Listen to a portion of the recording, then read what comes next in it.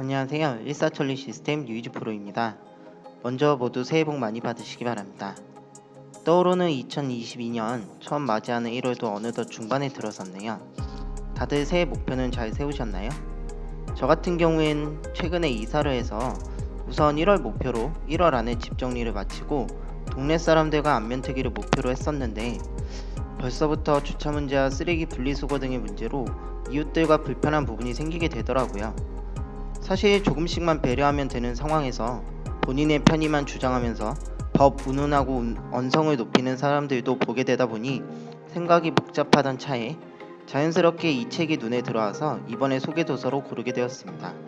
문유석 전직 판사의 최소한의 선의입니다. 혹시 여러분은 사진을 보면서 무슨 생각이 드시나요?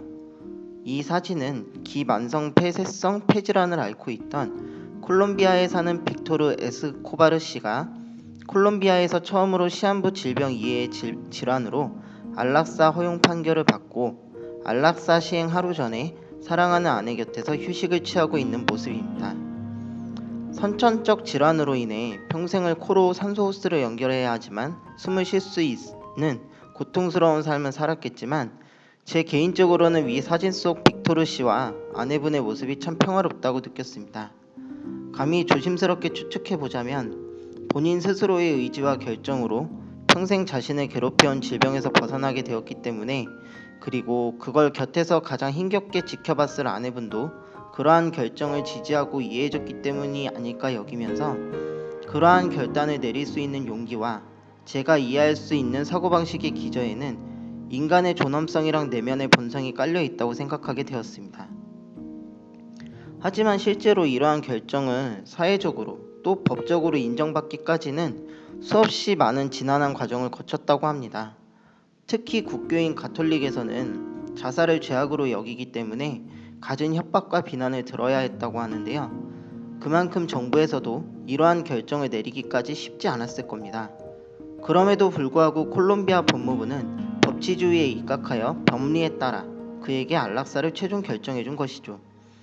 과연 그 근거는 무엇이었을지, 또 우리나라의 상황이었다면 어떻게 판단했을지 본 저서를 보면서 앞서 말한 단편적인 존엄성의 측면보다 좀 더 깊게 생각해 볼 수 있었습니다. 책의 저자인 문유석 작가는 1997년부터 판사로 임명되어 실제 법관직을 역임했으며 판사 재직 시절 미스 함무라비, 악마 판사 등의 대본을 집필하여 화제가 되기도 했었습니다. 이 외에도 15년도 출판한 개인주의자 선언에서 법이란 것이 단지 제도가 아니라 인간 사회에서 어떠한 의미를 지닌 약속인지, 우리 삶의 저변에서 어떤 역할을 하고 있는지를 현직 법관의 입장에서 경험을 살려 생생하게 써내려가 베스트셀러에 오르기도 하였습니다. 본 책도 그러한 연장선으로 서문에서 이 책을 통해 법에 대한 개념이나 제도에 대해 말하고 싶은 것이 아니라 법치주의적 사고방식, 즉 사람들이 왜 법을 만들었고 왜 법을 따라야 하며 그렇게 해야 한다고 납득하게 만드는 논리를 전개하는 방식이 내용의 핵심이라고 말하고 있습니다.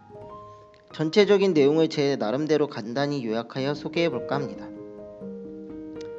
법 자체는 그 제정 주체와 절차에 따라 헌법, 법률, 명령, 조례 등으로 다양하게 구분되어 있고 서로 간에 위계가 있습니다. 법 앞에서 국민은 평등할지 몰라도 법 사이에서는 상위법과 하위법이 있으며 일반법보다 새로 제정된 특별법이 우선되기도 합니다. 하지만 그 최상위에는 헌법이 있으며 헌법 중에서도 모든 법리를 판단함에 있어 가장 우선시되는 규정이 바로 헌법 제10조입니다.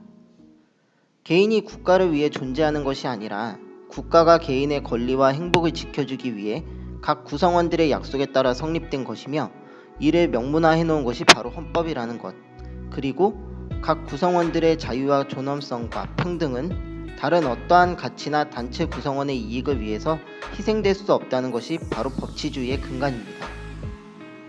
우리는 흔히들 법만 잘 지키면 되지 라고 말하며 거기에 저촉되지만 않는다면 상관없다는 듯이 행동하는 경우를 흔히 볼 수 있습니다.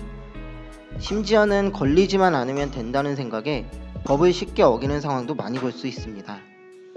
하지만 우리가 일상생활에서 아무렇지도 않게 행하던, 특히나 코로나 이전을 떠올리며 많이 그리워하는 것들, 예를 들어 길거리에서 마음껏 떡볶이를 친구들과 웃으면서 나눠 먹고 배낭 하나 둘러맨 채로 훌쩍 해외로 여행도 떠나고 새해를 맞이하는 타종 소리를 들으며 모르는 사람들에게 서로 웃으며 덕담을 나누는 것처럼 정말 사소하고 당연하다고 생각했던 것들이 사실은 사회 구성원들 간의 약속, 규칙, 양보, 거래, 상호 이해, 자제, 존중 등의 개념을 바탕으로 가능했던 것이며 이를 제도화해둔 것이 법입니다. 그래서 저자는 법을 사람들이 서로에게 베풀어야 하는 최소한의 선이며 법치주의는 서로 다른 사람들이 평화롭게 공존하는 사회를 유지하기 위해 필요한 사고방식이라고 말하고 있습니다. 사실 이런 법치주의가 자리 잡기까지 어느 한순간 사람들끼리 협의가 극적으로 이루어져서 등장한 것이 아니라 아주 오랜 옛날부터 영국 권리장전, 프랑스 민주화혁명 등 세계 여러 곳에서 이름 모를 수많은 사람들이 흘린 피를 바탕으로 하나씩 더 나은 삶을 추구하고자 하는 방향으로 개선되어 온 최종적인 결과가 바로 지금의 법 제도일 것입니다. 그러므로 법을 어떠한 규제 수단이나 혹은 넘지 말아야 할 선이 아닌 함께 살아가는 사회를 위한 최소한의 약속이라 여기고 법이 가지는 본연의 의미를 떠올리며 우리의 이웃을 대하는 것이 올바른 민주 시민사회 구성원의 태도일 것입니다.